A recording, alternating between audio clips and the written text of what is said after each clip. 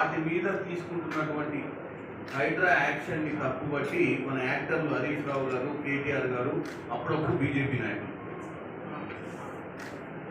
దానికి సంబంధించి కూడా చాలామంది కాంగ్రెస్ నాయకులు ఇది వాళ్ళు ప్రజలకు ఏది మంచి కావాలి, ముఖ్యంగా నేను ప్రజలను కూడా ఈరోజు కోరుకుంటున్నాను.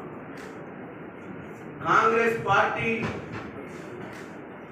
రైతు రుణమాఫీ నుంచి మొదలు పెడితే 28 లక్షల మంది రైతులకు రైతు రుణమాఫీ అయిందంటే 28 లక్షల రైతులు మాత్రం బయటకు వచ్చి ఏ రోజు కృతజ్ఞతలు చెప్పలేదు.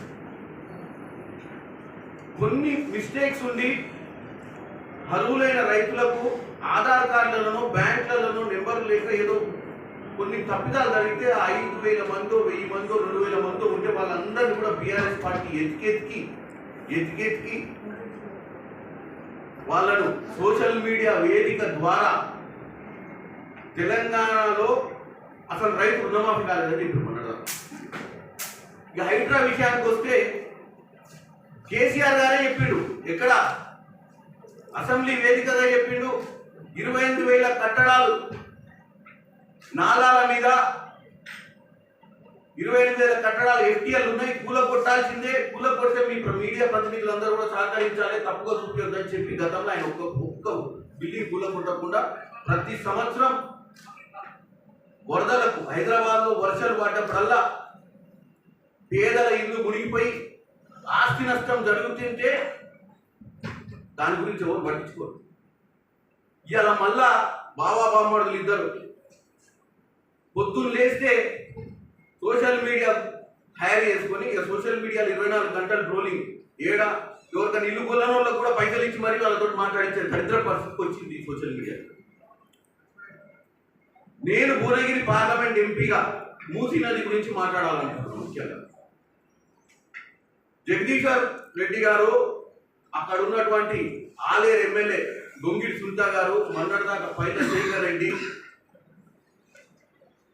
ఇంకొక ఆయన ఎవరు నగర్కల్ ఎమ్మెల్యే లింగయ్య, తుంగతుర్తి ఎమ్మెల్యే గాదార్ కిషోర్, బిడ్డ ఖబర్దార్ నేను చెప్తున్నా, రేపటి నుంచి నల్గొండ జిల్లాల, ఉమ్మడి నల్గొండ జిల్లాల ఎక్కడైతే మూసీ నది పారుతుందో, ముఖ్యంగా నేను రైతులకు చెప్తున్నా, ఈ నా కొడుకులు ఎవరు వచ్చినా కట్టేవి చెట్లు.